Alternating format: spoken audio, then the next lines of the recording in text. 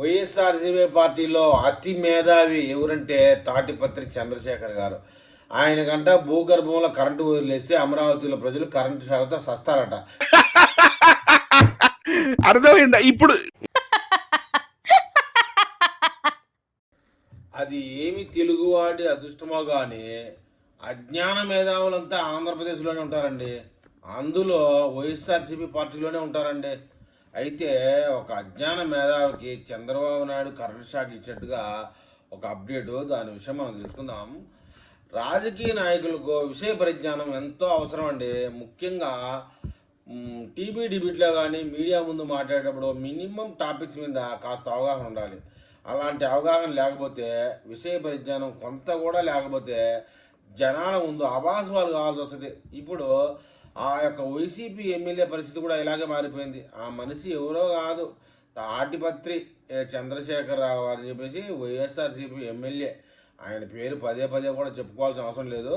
గత ఎన్నికల్లో వైసీపీ 11 స్థానాల్లో విజయం సాధించింది. అందులో ఎర్రగొండపాలెం నియోజకవర్గంలో గెలిచిన తాటిపత్రి చంద్రశేఖర్ ఒకరు. గొప్ప మేధావి.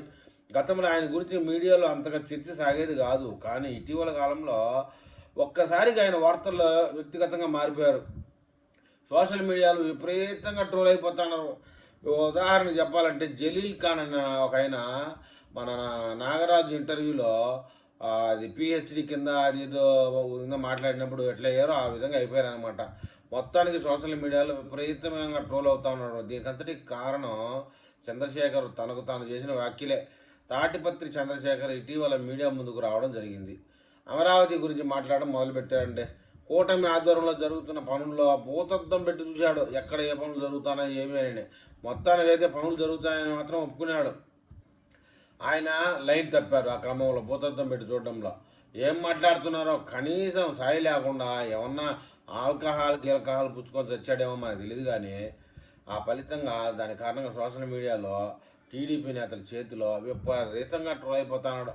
కూటమి ప్రభుత్వం అత్యంత ప్రతిష్టాత్మకంగా నిర్మిస్తున్న అమరావతి దేశంలో ఫ్రీ పోల్ సిటీగా తీర్చిదిద్దింది. ఫ్రీ పోల్ అంటే కరెంటు పోలే లేకుండా, కరెంటు వైరే లేకుండా బహిరంగంగా కనబడే సిటీ అనమాట. ఒకవేళ ఈ విషయం మీద అవగాహన ఉంటే తాటిపత్రి చంద్రశేఖర్ మరో విధంగా మాట్లాడి ఉంటే బాగుండేది అంటారు. అలా కాకుండా కరెంటు పోల్స్ అండర్ గ్రౌండ్లో పెడితే జనాలకు కరెంట్ షాక్ కొట్టదా, దీనిని పూర్తిగా ఖండిస్తున్నామంటూ ఆయన మీడియా ముందు మాట్లాడే చుక్కన దేనికి పనికి రాకుండా పోయాడు. వాస్తవానికి అండర్ గ్రౌండ్లో కరెంటు పోల్స్ ఉంటాయి. దానికి ఒక వ్యవస్థ ఉంటుంది. విద్యుత్ ప్రసారం విషయంలో పకడ్బందీ పద్ధతులు పాటిస్తారు. పెద్ద పెద్ద దేశాల్లో కూడా ఇదే విధంగా విద్యుత్ సరఫరా సాగుతూ ఉంటుంది. ఈ విషయం తెలియక, కనీసం అధ్యయనం చేసే స్థాయి కూడా లేక మీడియా కనబడంగానే, మైక్ కనబడంగానే ఊగిపోయి మాట్లాడతారు. ఈ విషయం తెలియక కనీసం అధ్యయనం కూడా చేసేది లే. ఎప్పుడైతే చంద్రశేఖర్ ఈ వ్యాఖ్యలు చేశారో అప్పటి నుంచి టీడీపీ నేతలు వెనక నుంచి, ముందు నుంచి, పైనుంచి, కింది నుంచి వేసుకోవడం మొదలుపెట్టారు.